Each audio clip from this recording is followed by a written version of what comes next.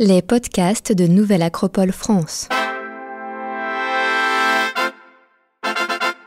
Revue Acropolis numéro 347, janvier 2023. Lecture de l'article « Homo sapiens, une seule humanité » par Manuel Ruiz Torres, professeur de biologie. Narratrice Adeline Albou. Malgré la diversité de peuples dans le monde, l'humanité est une. Cette unité est démontrée, entre autres par la science, dans la découverte d'un ensemble génétique identique pour toute l'humanité. La pandémie de Covid-19 a une nouvelle fois révélé l'unité de l'humanité. Le virus a provoqué la maladie de la même manière dans tous les groupes humains, dans toutes les sociétés, dans tous les pays. Les différentes variantes du coronavirus qui ont été découvertes dans des points précis de la planète se sont propagées aux 4 coins du monde. De même, les stratégies de lutte et les recommandations de prévention ont fonctionné pour tout le monde de la même manière, et les vaccins ont été efficaces dans tous les pays à des niveaux similaires. Tout cela montre que les 8 milliards d'êtres humains qui habitent actuellement la Terre ne forment qu'une seule humanité. L'humanité, un unique ensemble génétique. Depuis des décennies, la science est claire et catégorique. Tous les êtres humains qui vivent aujourd'hui sur la planète font partie d'un unique ensemble génétique, d'un seul taxon, groupe, appelé Homo sapiens par les scientifiques, sans qu'il y ait de fractionnement en sous-ensembles différenciés. Il n'y a pas de race, de groupes ethniques ou de tribus qui conservent des traits biologiques ou génétiques différents des autres, et, ce qui est le plus décisif, il n'existe pas de race, de groupes ethniques ou de tribus avec un développement évolutif différent.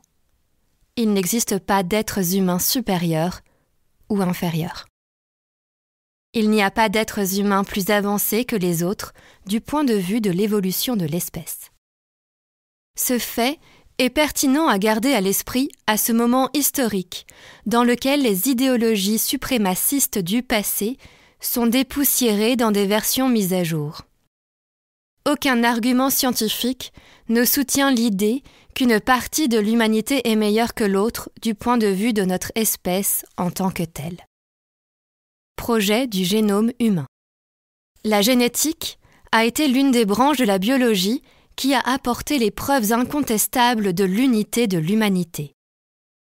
En 2003, s'est achevé le projet du génome humain qui a réussi à identifier la séquence complète de l'ADN humain. Pour cela, on a utilisé l'ADN d'hommes et de femmes d'origine afro-américaine, chinoise, asiatique, latino-américaine et caucasienne. Près de 30 000 gènes ont été identifiés qui permettent la formation de 250 000 à 300 000 protéines différentes.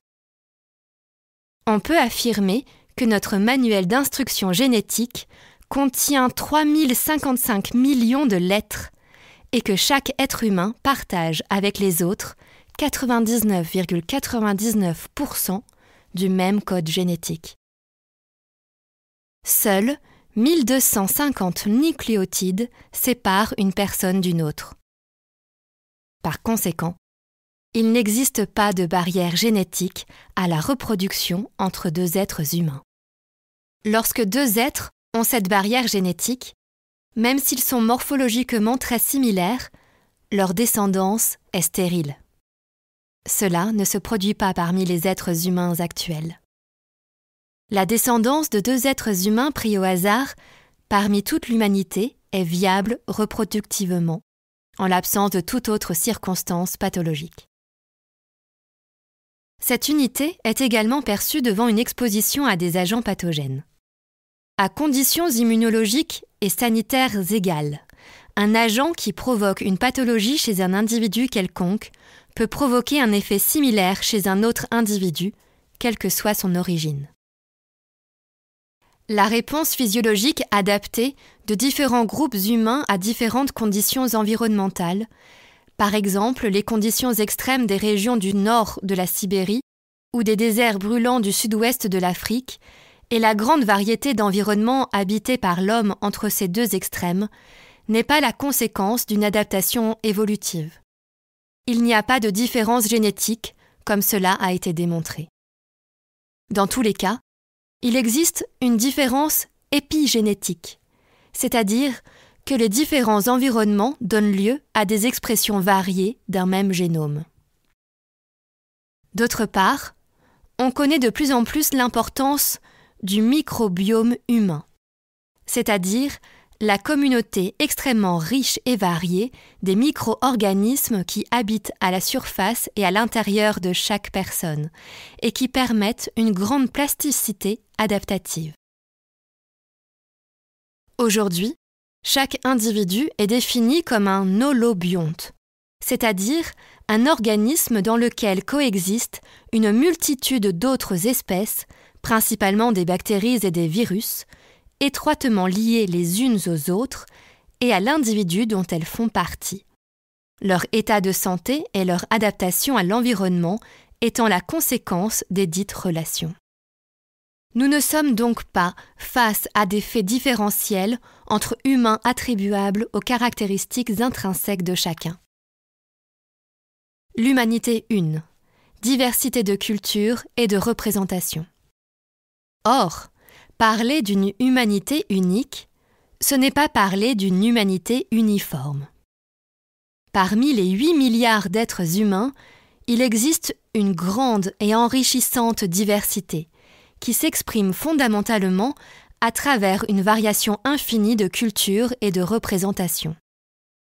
Cette grande diversité, loin d'être une entrave pour l'humanité ou un motif de classification sur des échelles des meilleurs ou des pires, représente une énorme richesse et une opportunité pour l'avenir parce que chaque culture contient des solutions efficaces aux mêmes problèmes.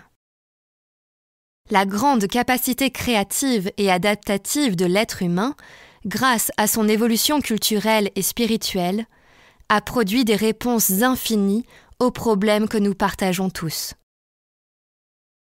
On pourrait dire que si l'humanité se caractérise par un code génétique avec plusieurs milliers de gènes, dont l'expression permet l'adaptation à un large gradient de circonstances environnementales, elle dispose également d'un grand patrimoine culturel.